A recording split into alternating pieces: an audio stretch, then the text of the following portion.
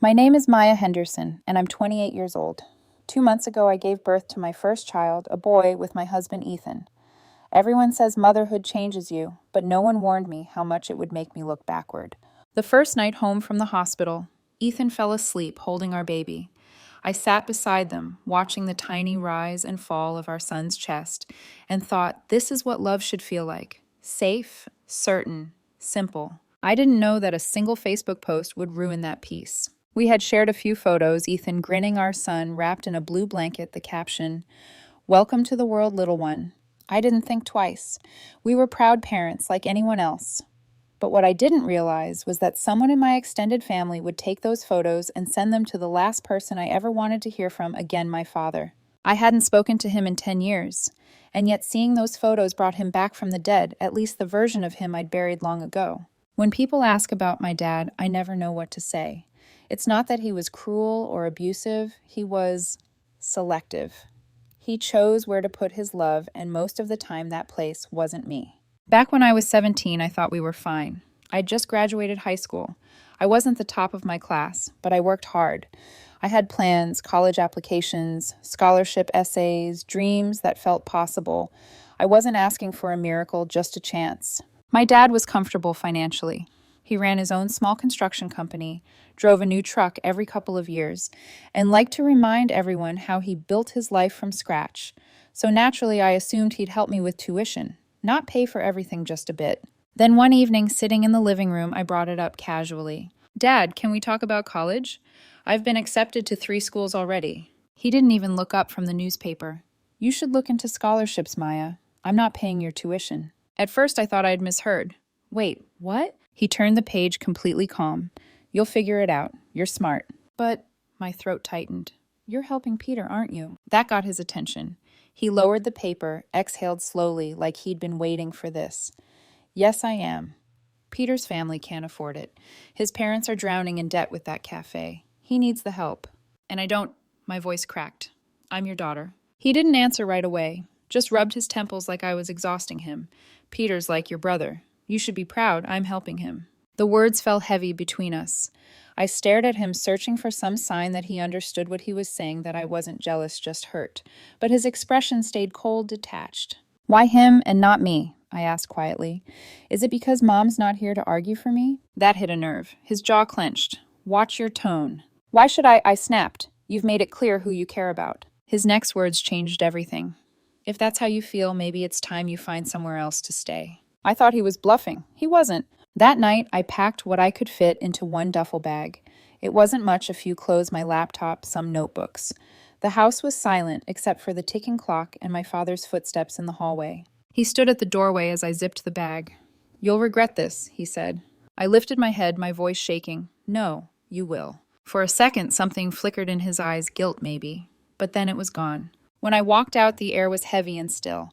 I didn't have a plan. I just knew I couldn't stay in a house where love felt conditional. My best friend Lily let me crash on her couch. Those first weeks were a blur of rejection emails, missed meals, and nights staring at the ceiling, wondering how a father could turn away from his own child so easily. The thing that haunted me wasn't just the betrayal, it was the way he said it, like I was supposed to understand. "Family's complicated, Maya. One day you'll understand." At the time, I thought he meant the decision to help Peter financially. But something in his tone, a strange sadness buried beneath the indifference, made me wonder, even then, if there was more to it. Still, I buried that thought under anger. Anger was easier. I remember the night everything felt final. I'd been working a late shift at a diner to afford rent on a tiny room Lily's cousin was renting out. When I got home, my phone buzzed a text from Dad. "Dad, you can come home anytime." "Dad, how are you doing?" That was it. No apology, no acknowledgement, just nothing. I stared at the screen for a long time before deleting the messages. That was the moment I decided he was gone. Not dead, just erased. From that night on, I promised myself I'd never need anyone, least of all him. But life doesn't care about promises. 10 years later, with a husband and child of my own, one photo brought the ghost of my father right back into my life. The first message came 2 days after the Facebook post. Unknown number. "Congratulations, Maya. He's beautiful." I froze. It was his voice in text form, polite, careful, pretending the past never happened. I showed it to Ethan, trying to act unaffected. "Who's that?" he asked. "No one," I said too quickly. But I couldn't delete it this time. My thumb hovered over the screen, my heart pounding. Why now? Why after a decade of silence? I turned off the phone and looked out the window. Our baby's soft cry echoed down the hallway, and Ethan went to soothe him. I stayed there staring at my reflection, the faint shadow of my father in the shape of my face. I whispered, "Family's complicated, huh?" That was the night I realized peace doesn't survive contact with the past. It only hides until the past decides to find you again. The weeks after that text felt like a slow fever. I told myself I wouldn't reply. I told Ethan it was nothing. But the truth, every time my phone lit up, I hoped it was him again, not because I wanted to talk, but because I wanted to know why now. Each message that never came felt like another unanswered question from 10 years ago. I tried to bury myself in routine. Ethan went back to work, and I stayed home with the baby. Between diaper changes and bottles, I'd find myself zoning out, staring at the faint reflection of my phone screen. Sometimes I'd catch my own eyes tired searching and wonder if I looked like him. When I closed my eyes at night, I still saw that living room from 10 years ago, the dim lamplight, the newspaper folded on the coffee table, and my father's voice echoing, "You'll figure it out, Maya." I did figure it out, but not the way he imagined. Back then, after I left home, my life became a list of survival moves. The first job I landed was at a warehouse sorting boxes under humming fluorescent lights. It wasn't glamorous, but it kept me fed. I'd get up before sunrise, catch the bus in the cold, and come home too tired to speak. There were days I'd sneak into the restroom during lunch and cry quietly in a stall, not from sadness, but from exhaustion. The sound of the conveyor belt outside, steady mechanical, reminded me of my dad's voice. Always in control, always moving forward without looking back. And somehow I started hearing him in the machines. Whenever a motor stuttered or a box hit the floor, it was his tone repeating in my head, "You'll understand one day." It became my ghost haunting even the places where he'd never been. A month after starting that job, I found out Peter had gotten into his dream college. Everyone in the family was talking about it on Facebook. My Aunt Susan posted photos of him standing in front of a campus sign holding an acceptance letter like it was a trophy. The caption read, "So proud of our boy. Thank you to my brother-in-law for helping make this possible." Brother-in-law. That word hit me harder than it should have. I could see my father's smile in that photo, not on his own face, but reflected in Peter's. It was the same crooked grin I'd seen in the mirror my whole life. I deleted my account that night. Rent was late. The landlord started giving me looks. I picked up a second shift cleaning offices after hours. Every time I wiped down a desk or emptied a trash bin, I thought about the version of me that could have been the college student walking across a campus somewhere, books in her arms, a future ahead of her. Instead, I was living on instant noodles and secondhand uniforms. Still, I kept going. There's a strange power that comes with being forced to survive. You start to realize you're capable of more than you thought. After 3 months, my boss at the warehouse offered me a full-time position. The pay was terrible, but it was steady. I signed the contract with shaking hands and cried in the break room after he left. Not out of joy, just relief. That was the day I promised myself something. If no one would believe in me, I'd do it alone. But even that small victory was poisoned by silence. My dad kept sending messages once every few months. Never calls, always texts. "Dad, you doing okay? Dad, still at that job? Dad, you can always come home." I'd read them in the dim light of my tiny apartment, my hands still covered in dust from the warehouse. Each time I hovered over the keyboard, wanting to type something brutal, something final. But I never did. Because what do you say to someone who acts like they didn't break you? I started saving the messages not out of sentiment, but as evidence. Evidence of how easy it was for him to reach out without saying anything real. There was never an "I'm sorry," never a "I was wrong," just polite, distant concern. Like I was some old neighbor he felt obligated to check on. One night after a 14-hour shift, I got home to find a voicemail. I played it on speaker while heating soup on the stove. "Hey Maya, just wanted to say I miss you. Peter's home for the summer, he got straight A's. I know you'd be proud." I turned off the stove. The silence afterward was suffocating. Straight A's. That was the moment it truly sank in my father had chosen a family that wasn't his. I sat on the floor, the phone still glowing beside me, and whispered to no one, "You didn't lose me.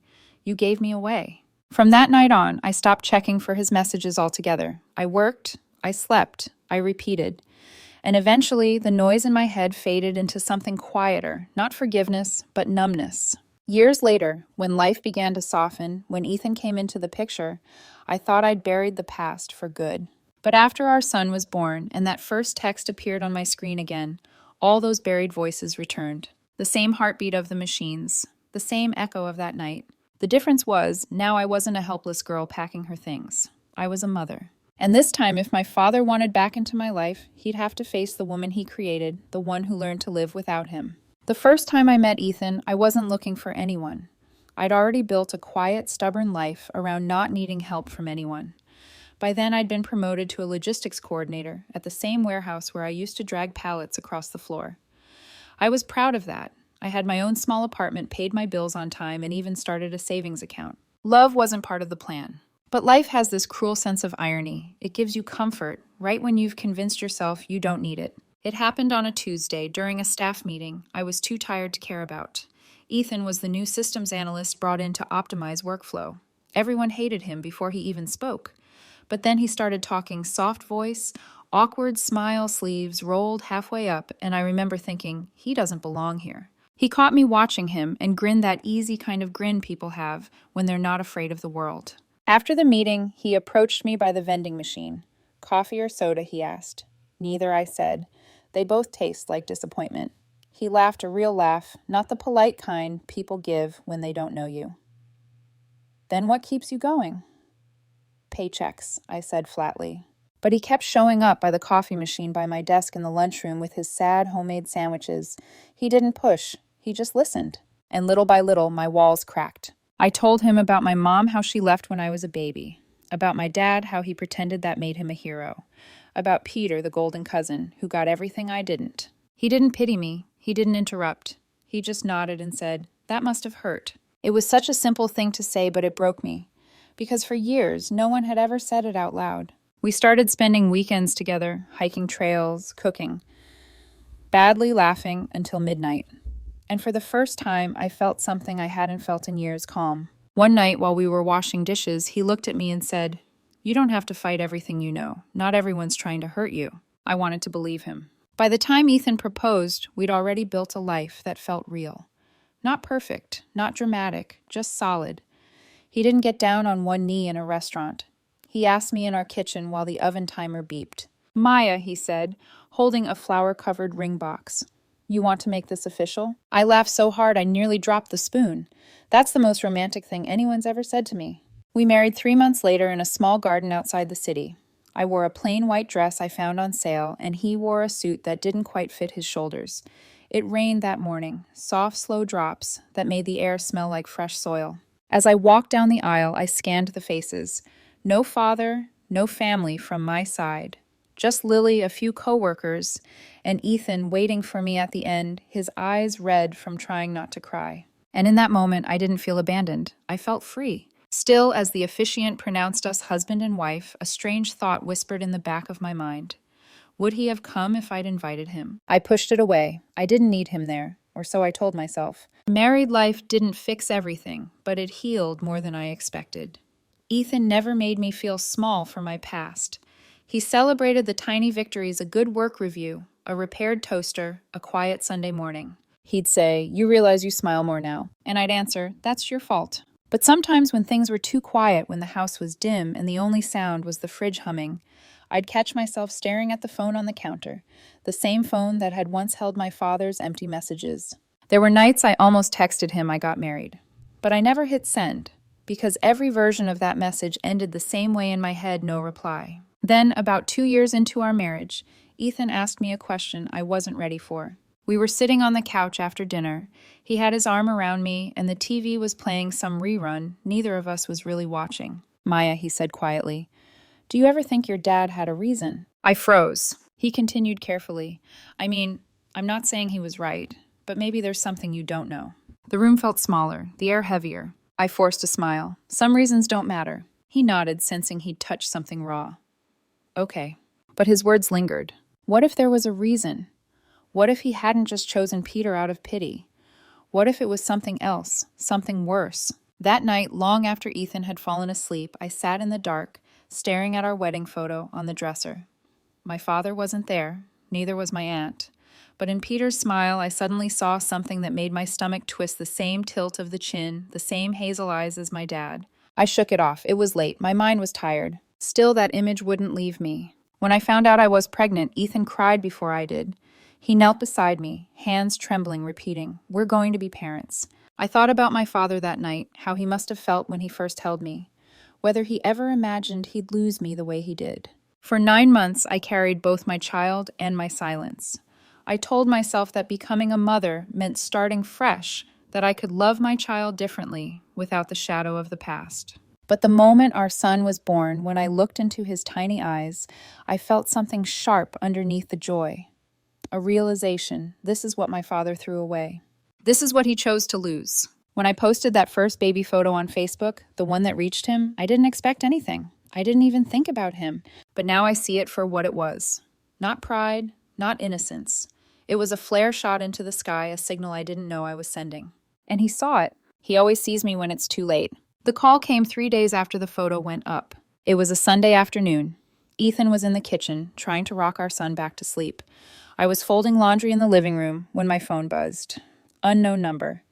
But my body knew, before my mind did, the way your heart recognizes an old wound before it bleeds. I almost didn't answer. Almost. But curiosity is a cruel thing. It whispers, "What if he's finally sorry?" I swiped, "Hello?" Silence. Then his voice, low, hesitant. "Maya." My throat went dry.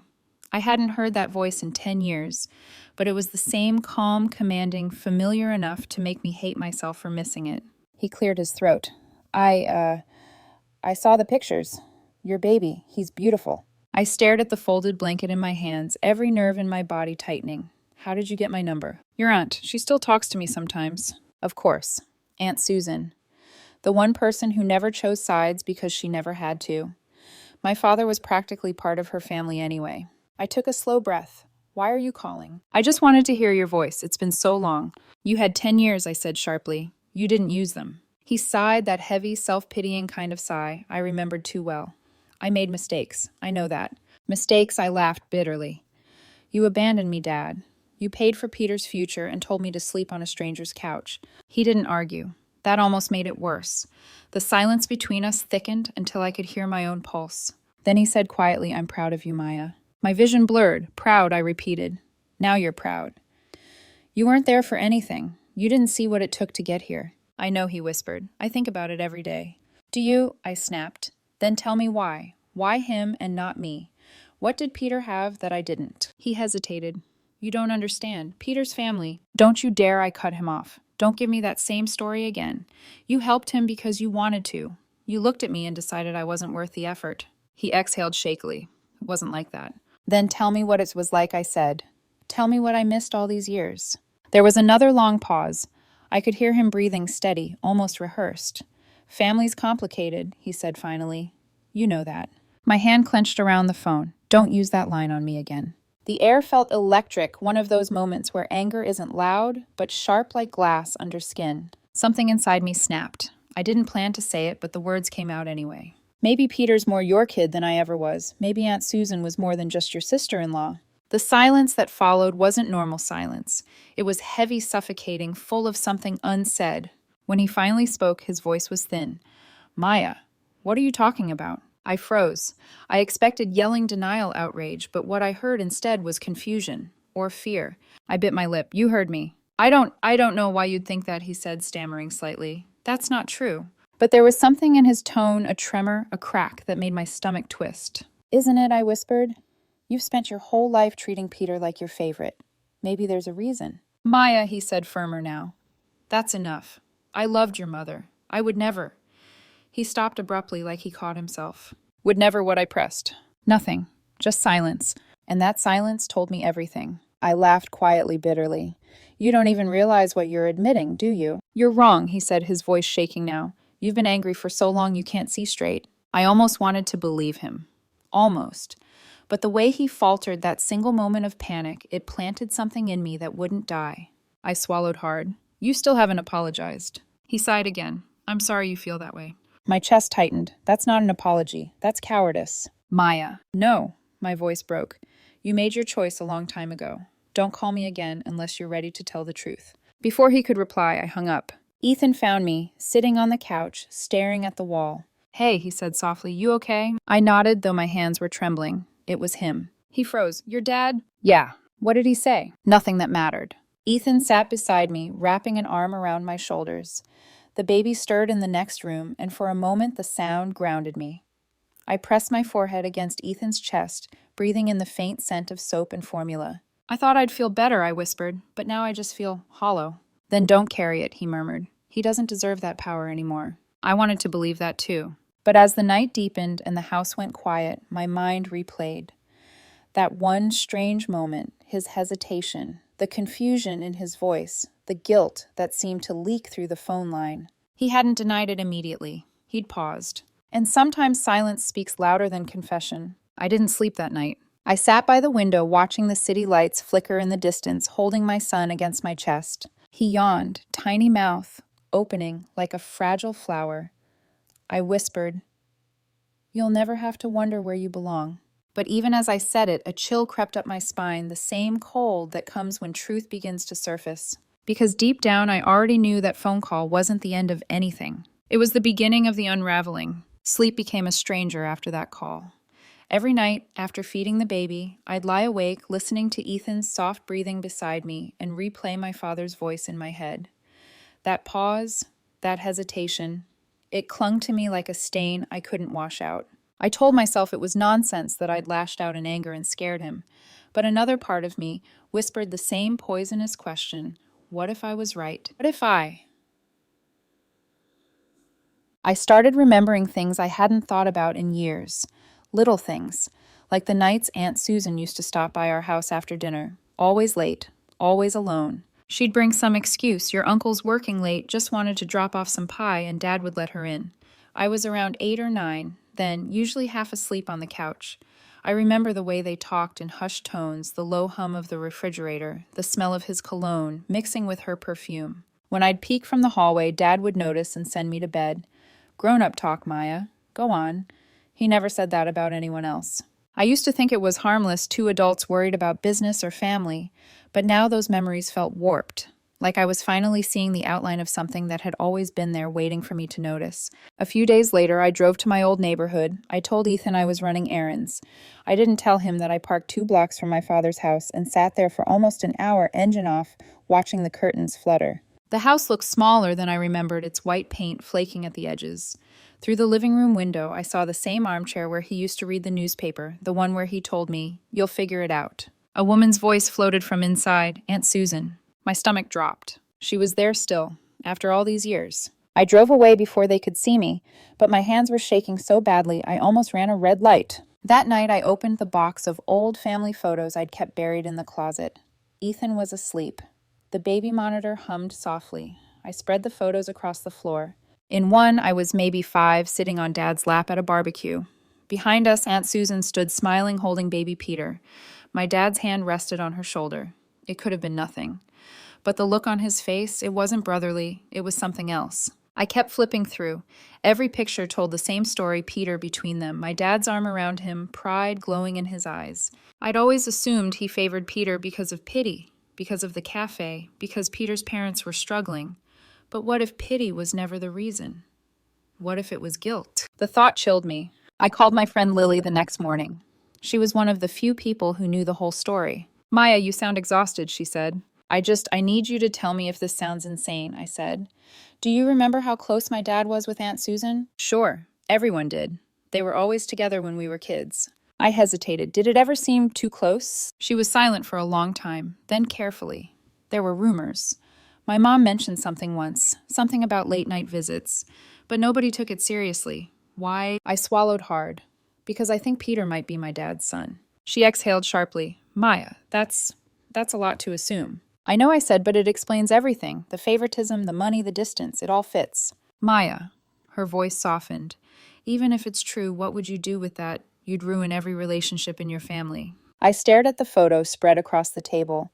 Peter's graduation picture, my dad beaming beside him. "Maybe it's already ruined," I whispered.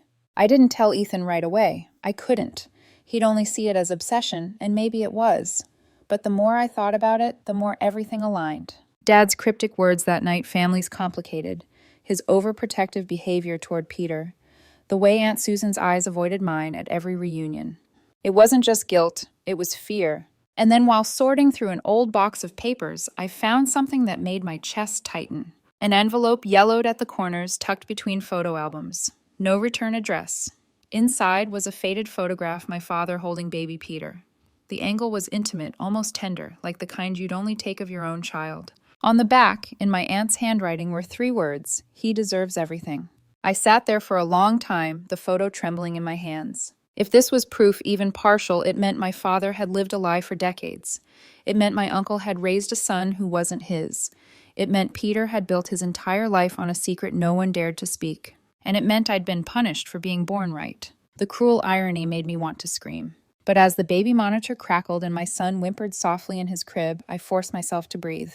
If I destroyed this secret now, I'd destroy everyone tied to it. My uncle, my aunt, even Peter, who didn't ask for any of this. I looked at my son, the tiny rise and fall of his chest, and I knew I couldn't do that. Some truths don't set you free. They chain everyone else. I placed the photo back in the envelope and locked it away in the bottom drawer. Then I whispered into the dark as if speaking to my father. "You wanted complicated? Fine. I understand now." But deep inside, I knew understanding didn't mean forgiveness. It just meant the war between knowing and telling had begun, and I wasn't sure which side would win. Morning light spilled through the blinds, soft and pale, like the kind that forgives whatever happened the night before. Ethan was still asleep beside me, his arm draped across our son's tiny legs. For a moment, everything felt normal, the quiet rhythm of breathing, the smell of warm milk, the weight of a family that finally felt like mine. And yet beneath that peace, the secret pulsed like a heartbeat. The envelope sat inside the dresser drawer across the room. I could feel it there like it was watching me. I told myself I should burn it, erase it before it burned me instead. But I didn't. I couldn't. Some truths are too heavy to destroy. You just learn how to carry them differently. Later that week, my phone buzzed again. "Dad, can we talk, please?" I stared at the screen for a long time, thumb hovering over the reply button. Ethan walked in, rubbing his eyes. "Who's that?" he asked. I hesitated. "My dad." He studied my face. "You going to answer?" I swallowed. "No." "Good," he said gently. "You don't owe him anything?" He kissed the top of my head and walked away. But even after he left, the words, "You don't owe him anything," echoed inside me like something I wanted to believe, but couldn't. Because the truth was, I did owe him something. Not forgiveness, not contact, just silence. The kind that protected everyone else. For days, I found myself slipping into old memories, testing them like bruises to see if they still hurt. The way Dad had smiled at Peter's graduation, his hand on his shoulder, proud and unashamed. The way Aunt Susan had avoided my eyes when I congratulated them. The way my uncle had said, "You're lucky to have a father like him." And underneath all of that, my father's favorite line, "Family's complicated." He'd been telling me the truth all along. I just hadn't understood what kind of truth it was. That Sunday, I drove to the old neighborhood again. This time, I didn't park far away. I stopped right in front of the house and watched the curtains sway in the warm breeze. For a second, I thought about knocking, asking, demanding. But what would that fix? If I confronted him, I'd be forcing a secret into the light that could destroy 3 people: my uncle, my Aunt Peter, maybe even me. I imagined the fallout: Peter's face breaking apart, my uncle's disbelief, my aunt's silence, my father's shame. And then I thought of my son growing up in a world already filled with broken families and painful truths. No, I decided. It ends with me. When I got home, Ethan was sitting on the couch with the baby. He looked up and smiled. "There you are. He wouldn't nap without you." I sat beside them, watching our child's eyelids flutter as he drifted to sleep. I traced my finger across his soft cheek. "He's perfect," I whispered. "He's ours," Ethan said. That word "ours" settled something inside me, a quiet truth that didn't need proof or explanation. I realized then that blood doesn't make a family. Choice does. The same choice my father never made with me, but one I could make every single day with my own son. That night, I took the envelope from the drawer. I didn't burn it. I didn't throw it away. I sealed it inside a small wooden box with a note that simply read, "Not my story to tell." Then I placed it on the top shelf of the closet, high enough that it might stay untouched for years. Maybe one day when I'm gone, someone will find it and decide differently. But that won't be my burden. Around midnight, I sat alone in the nursery, rocking my son gently while the night pressed against the windows. He stirred, then smiled in his sleep, a tiny, unguarded smile that reminded me of both myself and the man I refused to become like. I whispered into the quiet, "You'll never have to wonder if you're enough." My phone buzzed on the nearby table. A message lit up the screen. "Dad, I hope you're happy." For a long moment, I stared at it. Then I unlocked the phone, hovered over the message, and pressed delete. No reply, no closure, just release. The room was dark except for the soft glow of the nightlight. My son's breathing was steady, peaceful. I leaned back in the rocking chair and exhaled, not because everything was okay, but because I finally accepted that some stories don't end with confrontation. Some just fade quietly into memory. People always say truth sets you free, but freedom isn't always about speaking. Sometimes it's about choosing what stays buried. As I closed my eyes, I thought of my father's words one last time: family's complicated. He was right, but so am I. And for the first time in years, I didn't feel angry anymore. Just done. The house fell silent except for the faint sound of my son's breathing, a rhythm that promised a different future.